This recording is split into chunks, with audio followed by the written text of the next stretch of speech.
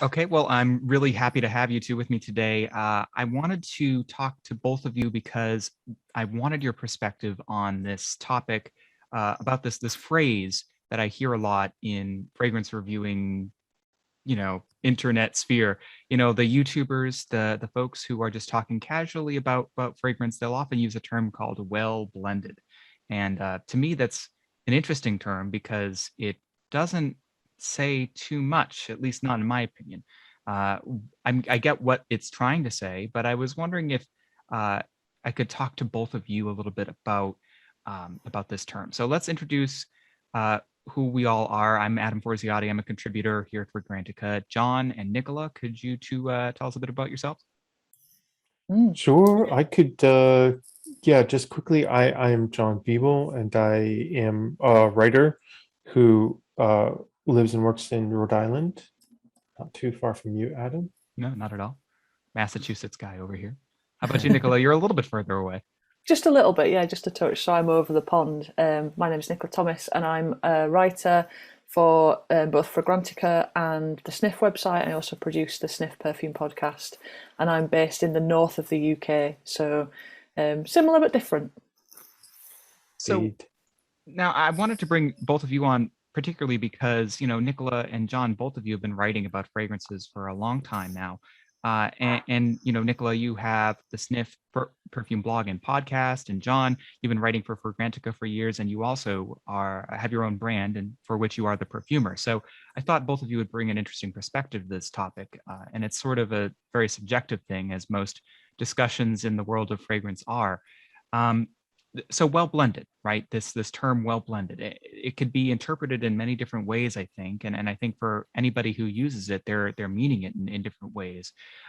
But I've heard that this notion talks about an accord or a perfume that where the components are difficult to kind of pinpoint, and they all come together to make one solid whole. That's usually the context that I'm reading out of this phrase being used in a fragrance review, for example. And to me, I think it's an appropriate term for that, but I also see it as a bit of a misnomer, because it kind of insinuates that for a fragrance to be of quality, it needs to be well blended. And then if it's well blended, that means it behaves thusly, right? Where materials come together to form a new whole. And that very notion in and of itself is kind of bland to me, because anytime you mix two things together, you're creating a new whole.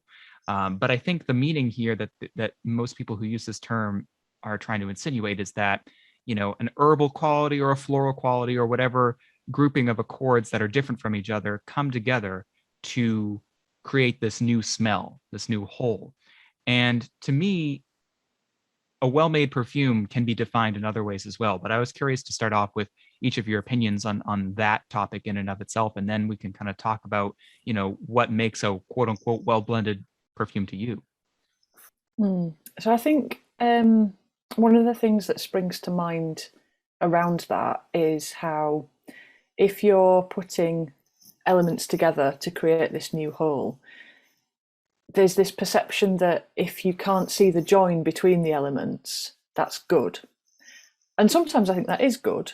So you can't see, or you can't, see is not the right word, you can't sort of detect the difference between the lemon, for example, and whatever it's accompanied by in that first flush of the fragrance. And sometimes I think it is nice if you just get that sense of a scent and you don't particularly kind of go, that's lemon, that's ambroxan or whatever. But sometimes I think for me there's a real sweet spot where a perfumer uses materials so skillfully that you start off with a detectable and identifiable, perhaps if you know materials, element. So it could be something like lemon again, and that leads you through the perfume and connects to almost like a series of elements, so that you're drawn through the perfume, but that each part retains character of its own right. So I kind of think sometimes this new whole idea is pleasant, and I think sometimes it can be a bit of a misnomer, and it can lead us to overlook scents which have really skillful craft in them. What do you think, John? No, that I really like that perspective that you mentioned, because it's not as if the high point is that everything becomes this abstract whole where you can't detect things within it, like you were just talking about that lemon sensation, like and so I think it can be both things, right? You can have um this new sort of seamless whole, which is this well blended something, which is more than the sum of its parts. But it can also be something, and you and I sort of talked a bit back and forth about this by email, that can go one of two paths, where it is either sort of an episodic, uh, sort of time-based, time-released kind of perfume of different parts, which is still really well blended. I mean, that takes a lot of skill to blend that. Or I was also thinking about something that's like a pure single note of something very linear, which also takes a different kind of skill, I think, to blend that. But I'd love to introduce a perfume to kind of kick off a conversation, because in an interesting way, I went back to one of the very first fragrances that got me sort of reintroduced me to perfume, and this is from, gosh, about 10 years ago. And this is Histoire de Parfums 1969, which is, when I think about well blended, this is, the sort of main is considered a gourmand. And what I love about this still to this day so much is that it really is a story of three predominant notes, which are, sorry, four, I should say: peach, white chocolate, rose, and patchouli, which is just, I mean, it's almost like ridiculously good. It's like yum, sort of, but I think that's the very, for those reasons that I described, it because it could fall into just being like this yummy fragrance. It actually goes about 5 steps above that and creates this like gorgeous cloud of truly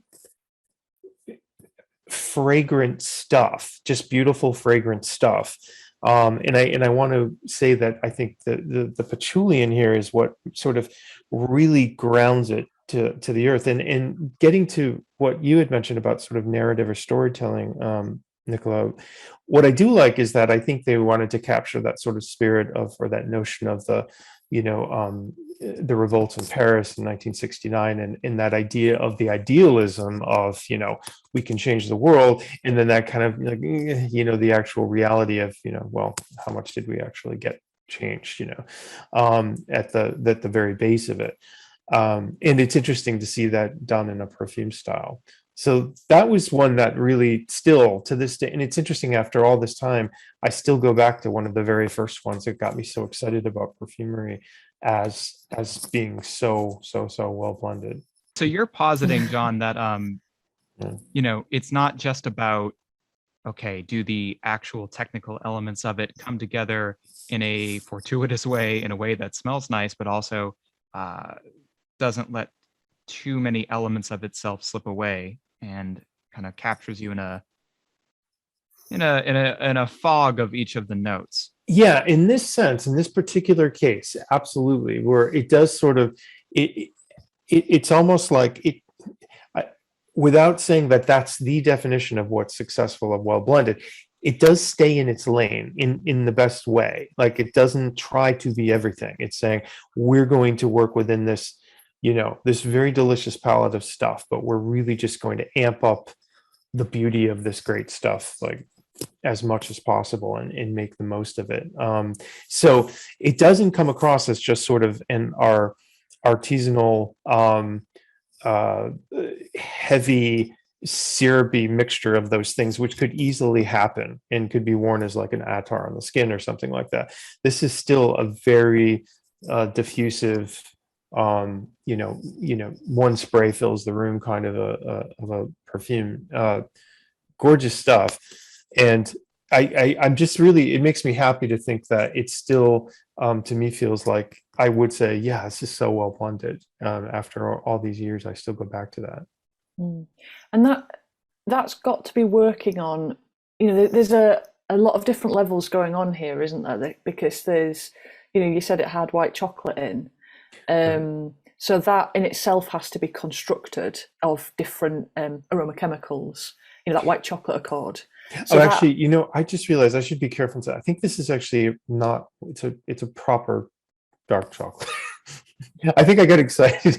White chocolate is my favorite chocolate. But anyway, yes, it has to be composed, yes, correctly. It's probably composed of, yeah. So that has to be constructed and composed and Right. work in and of itself. And I guess in that, you put in different components together to make something that smells of chocolate, whether it's white or dark or milk. So in that way, we are getting this new whole, aren't we? We're getting components put together to become something which in itself is representative of chocolate and is beautiful. But then you've also got, that is only one of the accords that's working together. So they all have to pull together. And then you've got the bit that really interests me, which is the narrative around that. So those accords have to harmonize within each other, but then they also have to support this like kind of narrative arc of the scent.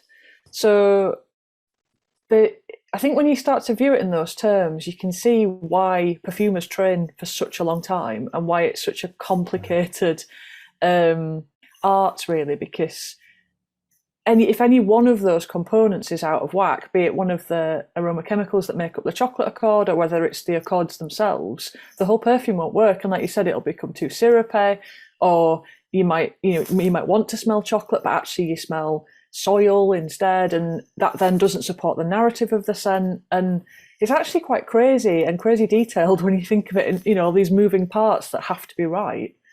Yeah, what you just said is so important. All of those considerations, like all of those small considerations, and like if you were to introduce another note, which would sort of detract from this kind of overall story, what would that do? Would that just, make, maybe it would still be a successful perfume, but would it actually still be part of this particular narrative that's being created? And would it be another idea? That's really relevant to this conversation too. Yeah, I agree.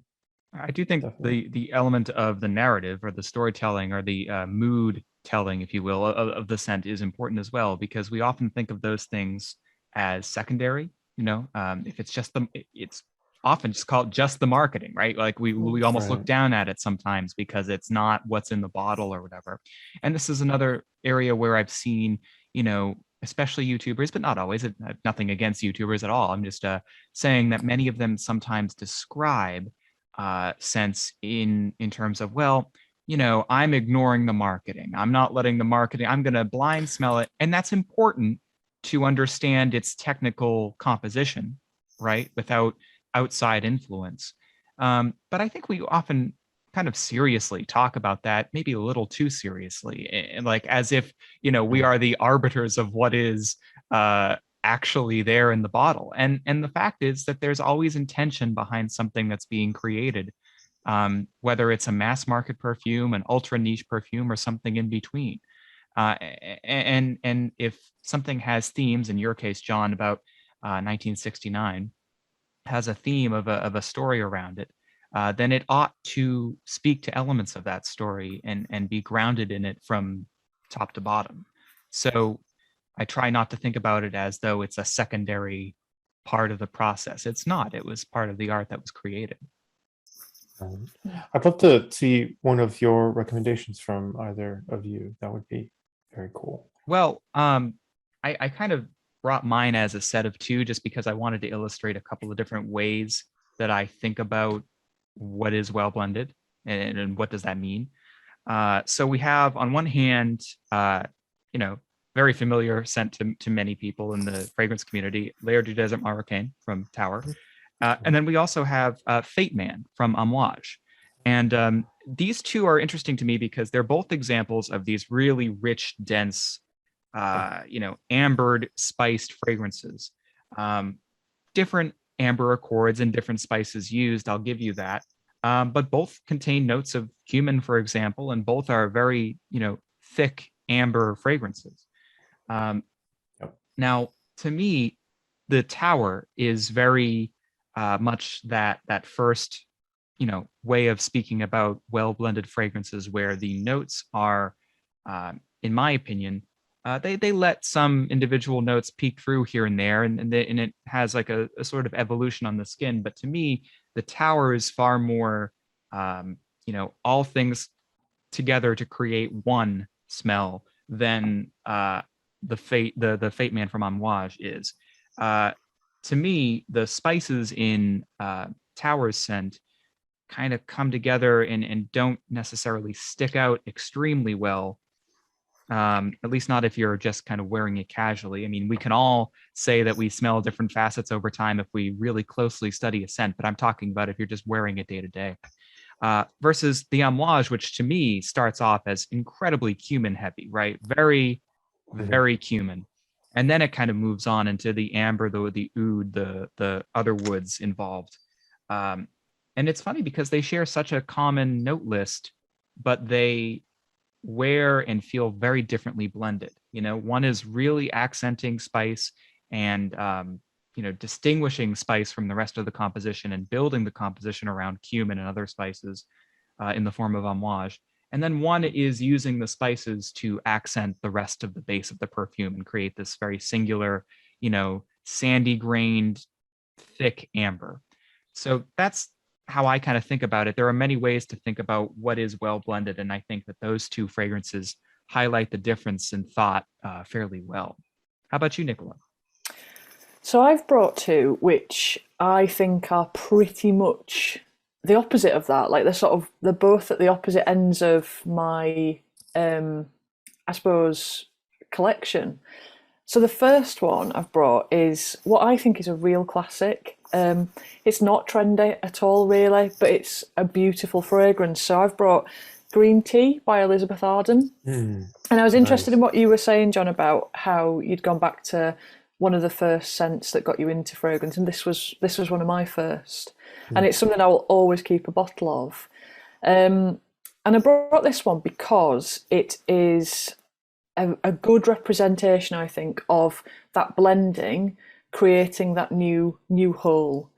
So when I spray this on, I mean, and the longevity is terrible now, unfortunately. It's been reformulated so many times. But I think it must have been pretty new when I started wearing it.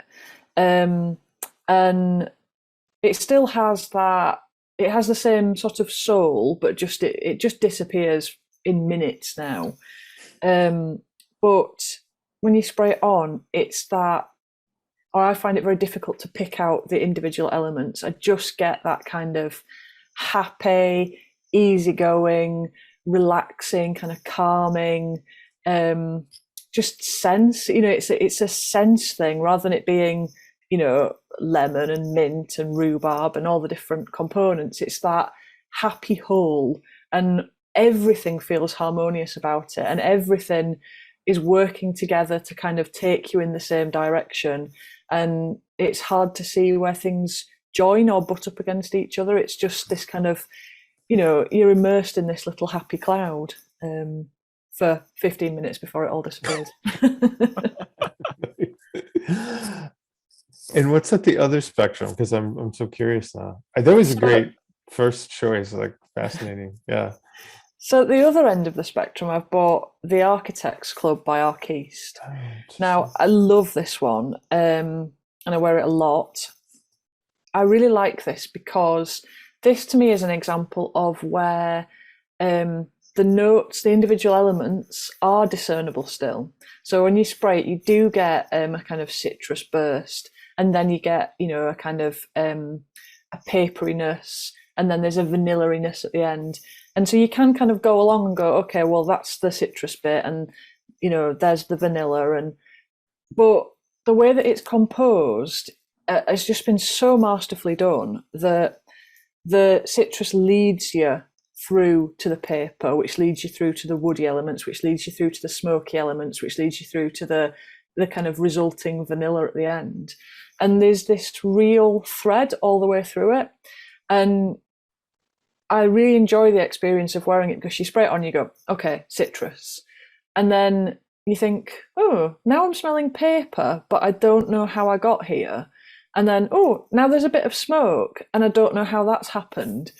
It's like the components aren't compartmentalized. Somehow the edges between them have been so beautifully blurred that, you know, it's almost like you're on a train and you watch the scenery roll past and suddenly you're in the mountains and you don't really know how you've got there. But it's just that kind of gentle evolution. And that to me is the sort of well blended and well balanced scent that I find really exciting, because it has that that sort of, yeah, that lovely evolution, but you don't notice it's happening. You know, if you kind of live through it, you don't notice it's happening. I just think it's such a great fragrance for that. And yeah, I just think the different facets in themselves are beautiful, and then they make this whole. And also, I really love the smell of paper. I think more people should use that in scent. I'm wondering. It's interesting because in a sense the delineation that you and Adam both made have some are slightly similar in that I think that you could say that L'air des Moroccan and green tea in a sense are both like kind of slightly immersive, more about a total experience and not about so much like picking apart things or even noticing a specific journey, whereas it seems like in the Amouage and also in the Architects Club, like it is a bit more of a slightly more episodic and more of discovery, or where you do notice some more specifics as you go along. If that is right, does that seem like a good observation? I think so. But one comment to make about the Architects Club and Amouage kind of delineation, the one where you are following a thread of a fragrance throughout its lifetime on the skin. I'm curious to know, you know, John, you do have your own brand for which you are the perfumer, and I'm curious to know a little bit about, you know, that's a quality of fragrance that I've always wondered a little bit about. You know, how perfumers create that journey versus how they create that sort of symphony. You know, if we're using metaphors, and forgive us for jumping around with our metaphors a bit today, but this is a very kind of fluid type of discussion here. If we're talking about fragrances that kind of have that evolution on the skin, that's got to be a very technical process, I would imagine, to create that, versus a fragrance that is a little bit more singular in terms of having, you know, a group of smells that kind of come together and do one thing for most of its life on skin. Yeah, no, it's very true. And I'm very I'm always surprised and excited by fragrance, like when Nicola was describing Architects Club and that, and I've smelled it and I know what she's talking about in this very staged process.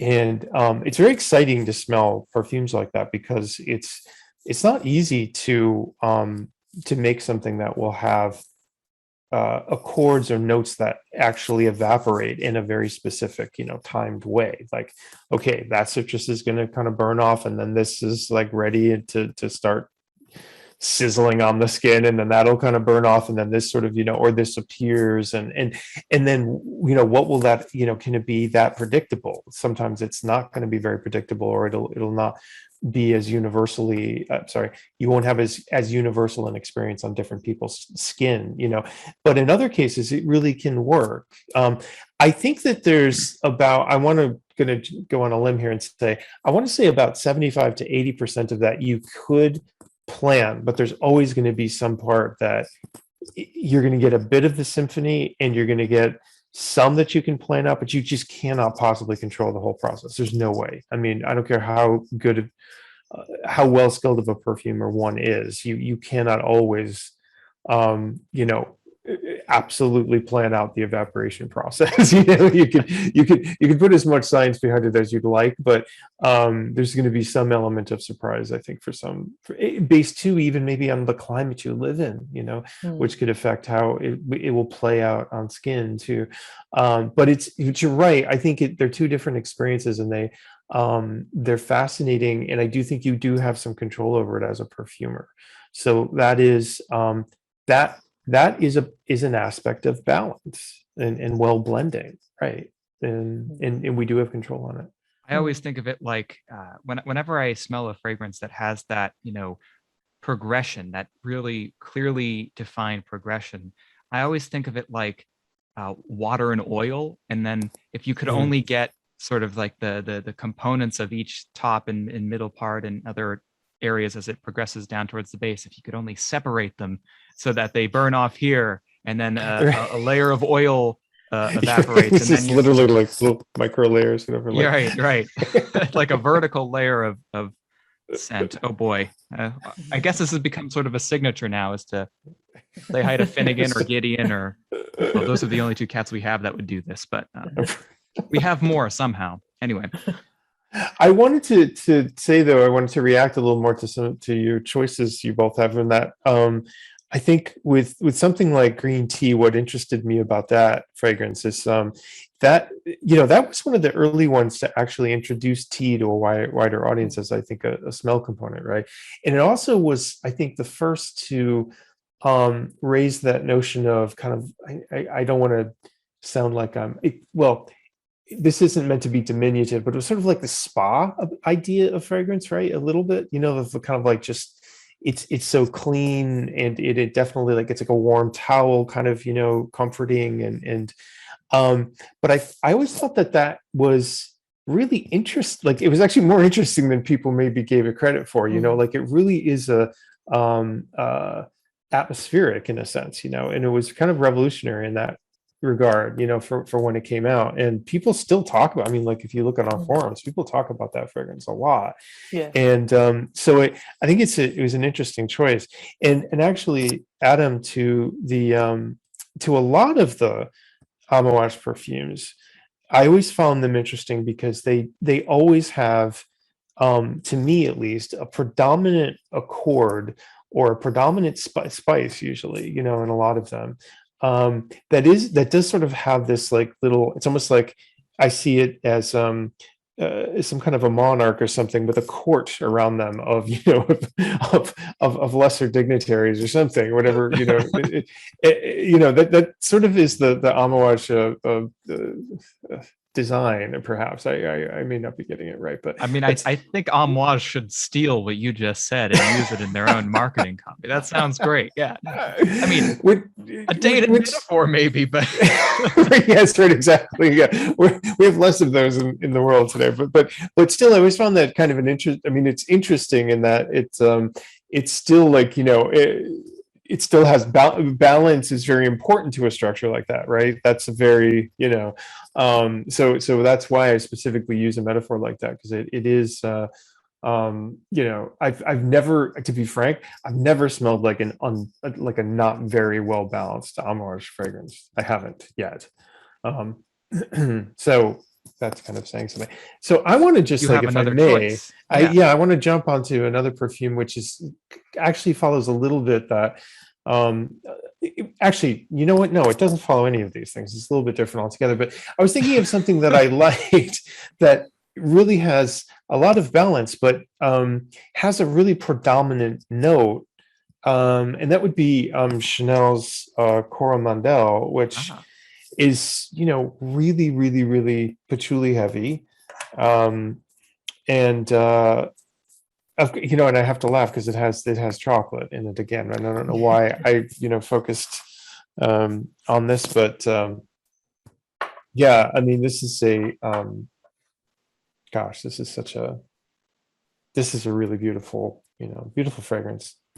And I'm going to actually sort of cheat here because I wanted to see what are some of these other notes in here, because I don't sort of have this all completely in my head. Yeah, it's got sort of a big profile of there's olibanum, benzoin, orange, neroli, orosol. It's got the usual, like, kind of Chanel stuff. But if you were to ask people, what's in Coromandel, they would say white chocolate and patchouli as the primary drivers. Which, again, God, it must be the crisp weather outside, right? That's what's doing this to me. But what I think, and I would I would probably say there's a lot of Chanel fragrances that are, I would certainly call well blended. with their own very particular touch to them. I was talking to Elena once, and I said that the Chanel aesthetic for me always is like a nice sort of, you know, a nice perfume that has like this thin layer of dust on top, which I've always almost like powder, dusting powder on top, which I always love that aesthetic, you know, in a way. But there is, the more that it wears, it just keeps the patchouli note becomes more and more prominent, and it gets smokier. And so it's almost, it's sort of like the reverse engineering of the first idea I had, which was like something that swims in its own lane and has this beautiful oneness created out of these three main notes. This sort of increasingly becomes about one thing. So everything sort of slowly drifts away, and it just, by the end, becomes just this really strong, smoky patchouli note. When it first begins as this, you know, I would say much happier, brighter white flower, sweet chocolate, slightly orrisy, alabama fragrance. But that in itself, though, is massively blended to make that happen. That's what I really like, and I guess that does get to more of what like Architects Club is like, and more episodic and more sort of, you know, time based, and like what you were just saying too as well, Adam, being more sort of orchestrated, you know, where you finally have, you know, this very thunderous patchouli heavy ending, I suppose. But I this one was just complete instinct, though. I think it just has, when I've worn it, I've always felt throughout the day that it has such a full wearing. And that's something I wanted to bring out too, is that just in the wearing process, there's certain perfumes and fragrances that give me a feeling that I have had a good, how can I explain it? And I'd love to hear if either of you have a similar experience where you feel like, wow, I had a great wear out of that fragrance, if that makes sense. Like that really filled the day, you know, or something. Or you know, because you're not necessarily just referring to the time it takes for it to fully evaporate off your skin. You're referring to a feeling more than a technical quality. Yeah, it's the kind of thing where even like, and this is even, I can even categorize this for things that I've worn where they didn't last terribly long. But my test usually was that if I took my shirt off at the end of the day and there was even like the faintest hint of something, like on a piece of clothes or you know, or a coat or something, and it gave me a positive memory of what I had experienced. I'm like, yeah, that's a good thing. That was a good kind of like, you know, I enjoyed that full, and usually very well balanced fragrances tend to have that, like they leave a shadow of themselves on something, you know. That's something I've experienced. Yeah, it's an interesting question you've posed, because how do you quantify that, really, right? Like, is that something that's going to be found in certain types of fragrances? Is that going to be something that's found in fragrances which are put together or blended in certain ways? I don't know if it is. I wonder though if it's the sort of thing that you define almost by its absence. So I think we could probably all identify scents that we have worn that we think, you know what, the base of that isn't up to the same character as the earlier phases of the wear, or it's not very interesting to start off with, but it develops into something really interesting. And that to me, like scents like that to me are a little bit disappointing sometimes, because they don't give you that fullness of a wear where you kind of go, I'm enjoying the beginning, I'm enjoying the middle, I'm enjoying the end. And I think you're right, John. Like I think that positive. I get what you mean when you say that was a good wear, because one like that for me is California Reverie by Van Cleef & Arpels, which isn't a very long-lasting scent on me. It lasts a couple of hours, but it has that fulsome sense of a wear. Like it begins and then it kind of hums a little bit in the middle, and then it kind of dies, and it feels like it has a whole lifespan. Whereas, there's been a couple of scents recently that I've tried where they've had really interesting beginnings and middles, and then they've just whimpered at the end, and it sort of leaves you feeling a little bit unsatisfied. Right. You know, it's like having a really nice appetizer, a really nice main, and you've got room for pudding, but they're not going to bring you one. So. Well said, well said. Yeah, no, I like what you just said about that, about sort of it's not even so much about the length of time, but having the full experience. Yeah, I like that idea. And maybe that is what I'm getting at. And Adam, I like that you kind of, sort of put me up to that. Like, well, what does that mean? Is that necessarily a good test of what's a balanced fragrance? And I guess I would point to Nicola's description here about something that really sort of ticks off all those boxes of a full wear, because I do think a well blended fragrance would need to, no, I'm sorry, a fragrance to give you that fullness of feeling would need to be well blended in order to do that. That's maybe what I'm saying. Right. No, I hear you there. I would say I would add another personal dimension to this. Sometimes for me, when I feel that fullness or that excitement even about something that I've chosen to wear, when it gives me this sense that's sort of similar to deja vu. I think this is something that you were kind of hinting at, maybe a memory of the day when you're kind of retiring, for the day. Sometimes fragrances in many art forms and songs even remind me of a mood or a place that I've never experienced, if that makes sense. Like deja vu, longing for a place that you've actually never quite been. And it's not that you are just imagining a place that you want to go someday. It's that, that sense of strange deja vu, but it hasn't happened yet, but you feel similarly like you would when you were experiencing deja vu. I don't know if that's something that you experience. Maybe that's just a unique quirk of Adam Forziati, but that's sort of a similar sensation that I get when you were talking about, does it remind me of a pleasant memory of the day? Sometimes it kind of goes a little bit beyond that for me. Sometimes it's just a pure emotional appeal that I can't quite put my finger on. I would qualify that as well blended, because it's not like I can't take anything away from it when it does that. When a fragrance does this thing and accomplishes that feeling, whether or not I love the balance of notes is kind of irrespective of my enjoyment of it. If it makes me excited, then or gives me a feeling of sort of a deep emotional impact, then I have to give it some kind of credit. I just realized based on what you just said, something very interesting. Is it actually true that in some of these well-balanced fragrances that we're talking about and thinking about, are they almost more difficult to discuss because of the fact that we just intuitively feel that they're that they really are successful, and so therefore I'm finding I'm almost a little loath to pick them apart, because because I don't want to analyze them too much, in a sense, like I don't want to say, well, that's really successful because of those top notes, and in the middle you get this great, like I almost feel like I would sort of spoil some of that, almost like dissecting it or something. Does that make sense? Yeah, and that was one thing I actually wanted to ask you about, John, was as a perfumer, do you find yourself doing that more, and does it decrease your enjoyment of a scent if you are sort of going, well, I can see the,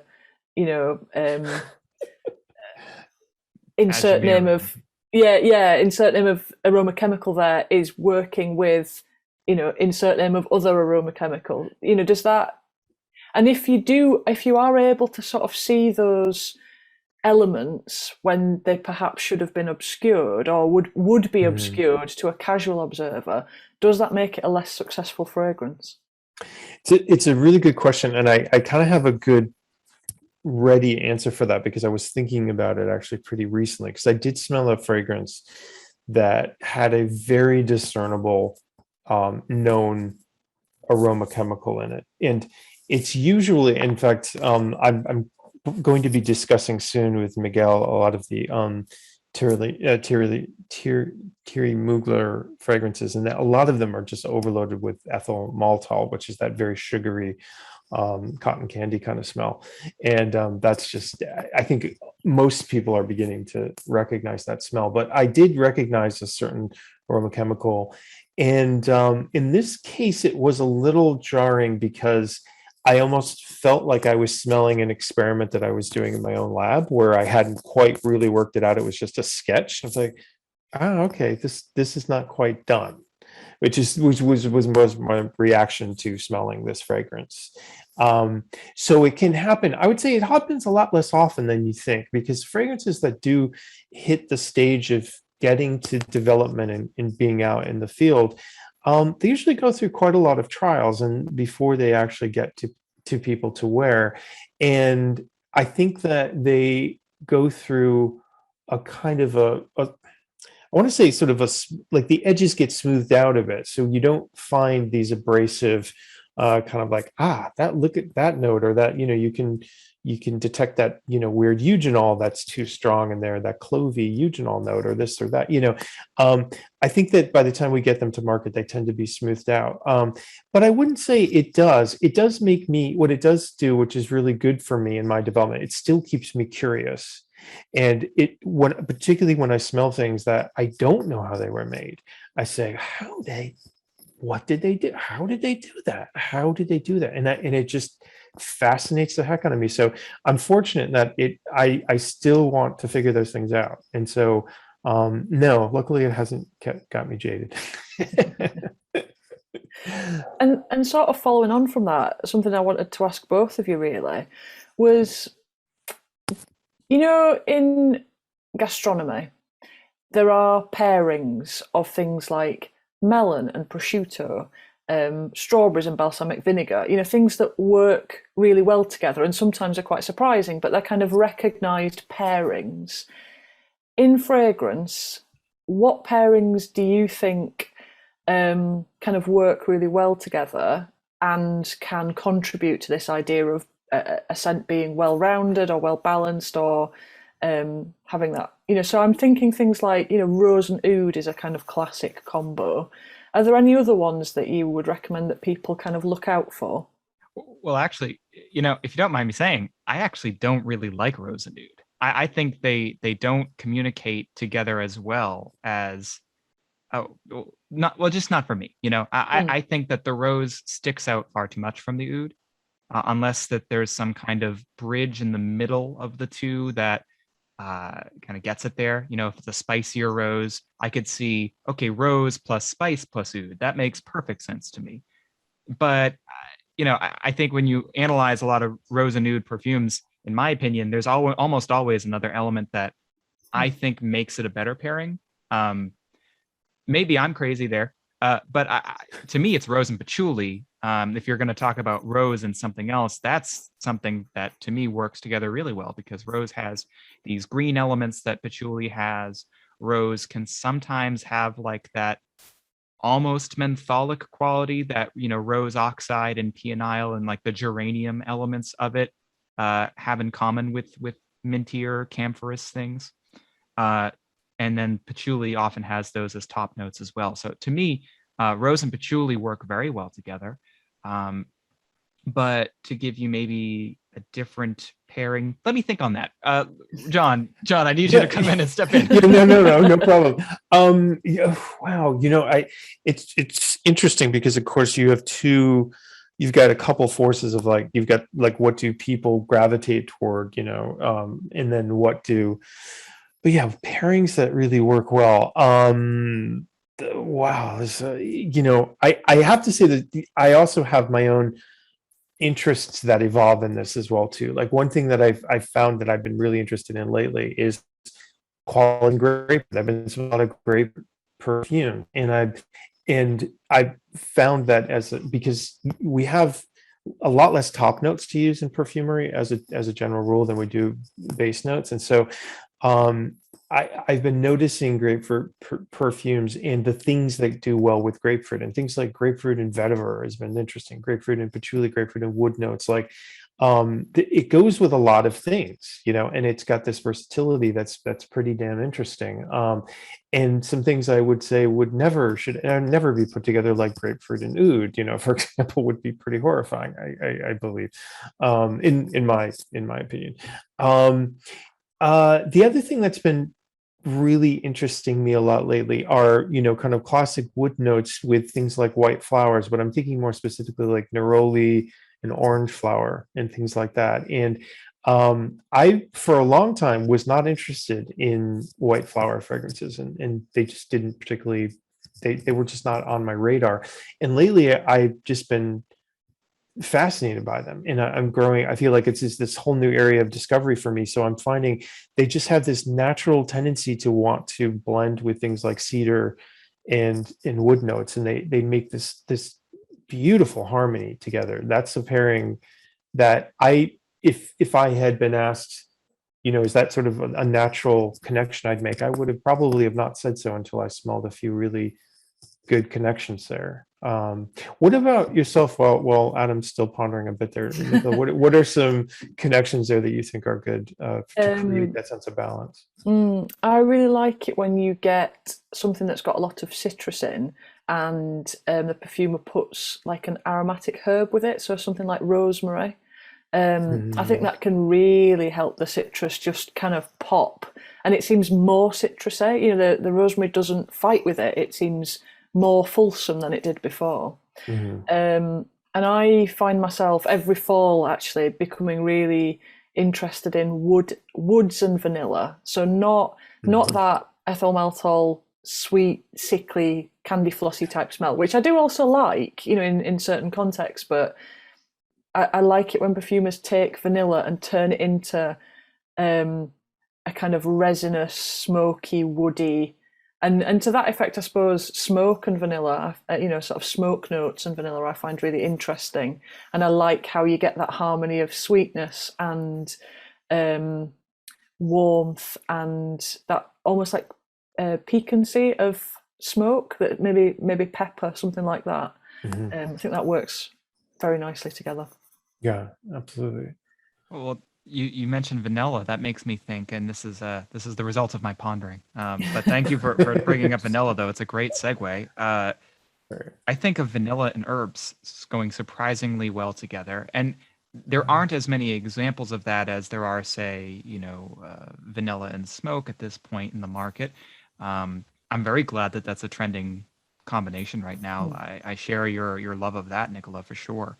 But in a similar sense, where smoke and herbs both have that kind of phenolic quality often, I think of perfumes like Erewhon from Dusita, or Eau Noir from Dior, or even Ambre Sultan from Serge Lutens, like where you have either or this coumarinic, creamy facet, or more of a traditional vanilla note that is paired with something very herbaceous. In the case of Ambre Sultan, you have that kind of like, it's almost like the herbal equivalent of a raw cedar chip. It's very grainy in texture, that herbal accord there.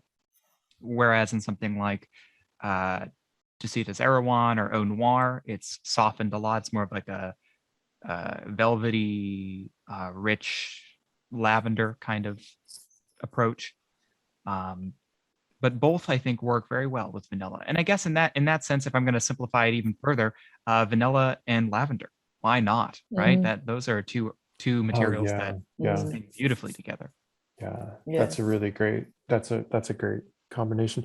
I wanted to really quickly, if I may, just like introduce one. I kind of brought a sort of side fragrance, but I thought it's an interesting thing to toss in here while we're talking. So one perfume I recently, and I was just talking about white flowers and how I just beginning to appreciate them more. And one fragrance that I acquired, which is a really unexpected one for me, is one of the Tom Fords from the Soleil, and this is Soleil Neige. What I really liked about Soleil Neige was I was smelling all of that series in one go. And, and no offense to Mr. Ford and the other fragrances, but I really didn't like all of the other ones. And this was the one that I said, yes, this is the best of that group. And it was sort of interesting because in a sense, this was the one that came out as the best, having the best balance of that other group. And what I did find, so, and it's so peculiar, isn't it? Because this one conceptually is trying to, you know, at least from a simplistic view, take that notion of, you know, snow as it's sort of like pinging off the tops of snowdrifts. I mean, sorry, sun, like, you know, glittering on snow, which conceptually is such a beautiful notion, right? As a, for a fragrance idea. What in terms of pairing, this is so unusual because it uses carrot seed as its sort of odd segue from like the top notes into this like white flowers and then eventually some vanilla. But this thing is just the pairing of white flowers with some vanilla, and there's a bit of benzoin, and I know there's some woody notes in here too. And then just that little bit of like that tangy rawness of carrot seeds in there is absolutely a brilliant thing. And this definitely creates, it ticks all of the boxes. It has like staged, a kind of a staged release. It's also like, I think it plays within a limited area. It's very floral, and yet has enough weirdness to it that it you know, carves out its own path. But I like the fact that I was able to really discern for myself like that this has that particular balance for me.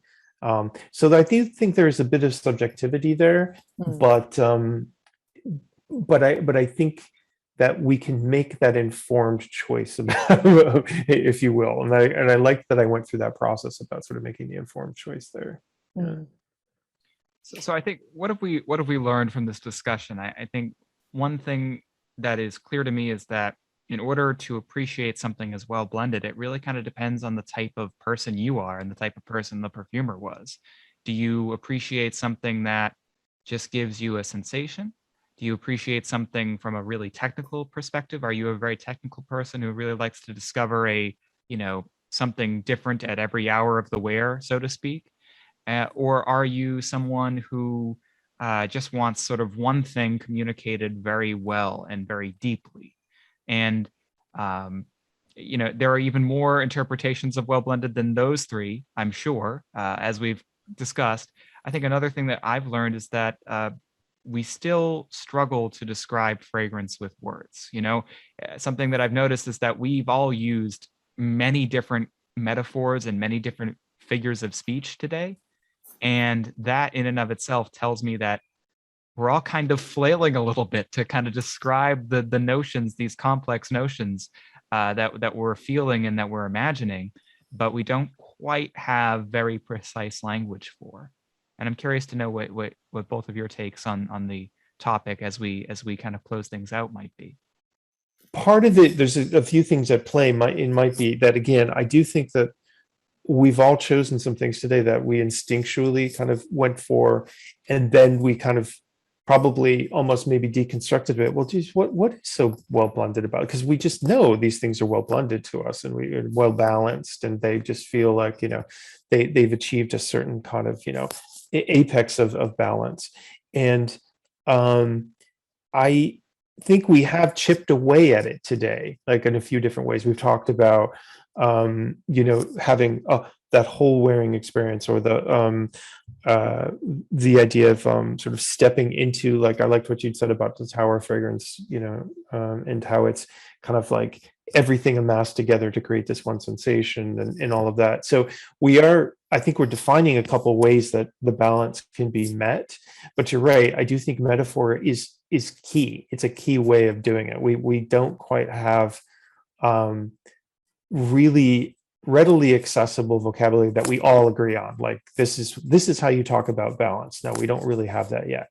And so it's probably going to remain somewhat abstract for a while, maybe for a long time. And I know there's even some perfumers and writers and casters out there who, you know, they're almost calling for study of perfumery as more of a sort of philosophical, you know, kind of, what's the word I want to use, like, as more of an actual proper study. I don't know quite the words that go along with that, but something that has a little more rigor, perhaps academic rigor to it. And maybe that's what, you know, we're seeking in a way. Besides, it's like, you know, I just love the way this smells. Yeah, I think I'd love that if there was a bit more academic rigor applied to the study of fragrance. I think that'd be really interesting, and not to take away from the democratization of content that happens in the digital age, but I think it would almost be to expanding that out to bring a scientific, or not even necessarily scientific, but a more rigorous approach to that, to augment all the different channels we have currently. The thing that I go back to, and this happens a lot when I think about fragrance, is the story. And I think that's because of who I am as a person, and because I gravitate towards stories, and I find stories really interesting, and stories fuel me. And I find myself wanting to engage with fragrances that either tell me a story that I'm interested in and that feels authentic and beautifully delivered, or they give me that nostalgia that you talked about, Adam, that, you know, that nostalgia for a place that I've not necessarily been. That kind of, I sometimes feel like really good fragrances haunt me, you know, in a kind of slightly benevolent way, you know, but they sort of prick at the back of your mind, and they're there, and you might go for weeks or months without smelling them, and then you think, oh yeah, I need to pick that one up again. And so the way that I interact with fragrances is quite often in this storytelling mode or story receiving mode. And I think you're right, John, we've attacked it from a few different angles, but the narrative angle for me is always going to be the one that will win. And even if, you know, I think maybe one of the things we haven't talked about is the sort of soliflor, sorry, not the soliflors, the linear perfumes that are just really delivering something from start to finish that is the same and doesn't change. And I think they're incredibly clever, because how do you do that? You know, I know a little bit about you know, how to construct a fragrance, not nowhere near as much as you two, but I know that that's really hard to do because things evaporate at different rates. So how do you make something smell the same in, you know, minute 1 as it does in minute 60? And that's supremely clever, but I still want to interact with that in a storytelling way. Like, I want that to remind me of something, or I want it to envelop me in something, or I want it to engage me in something that, even if I'm putting the story on it myself, I want to be able to do that. So that's what I come back to. But that's, you know, I totally appreciate that that's very particular to me and my world and my perspective and my way of interacting with scent. I don't think it's necessarily something that you know, other people will want to adopt.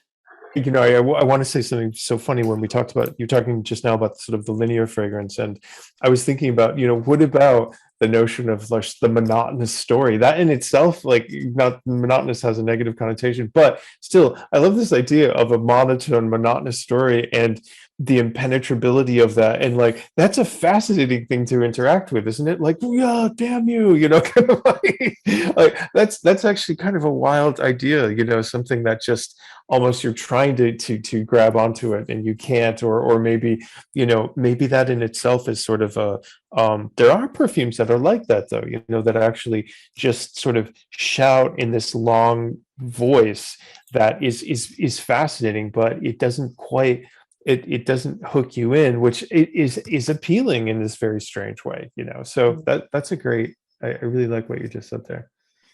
Well, not to sound too much like a, you know, 1940s announcer behind a very cringy, like documentary style video where it's like, and this could happen to you, and this affects you and you.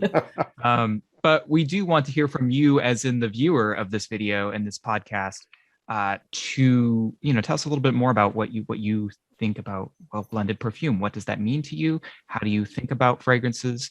And their sort of perceived quality, and what kinds of language do you use for when you're describing something to someone that is well blended? So really curious to hear from our audience in that respect, and I appreciate the time that both of you have given me today. Thank you so much. Thank you. Thank you. Great chatting.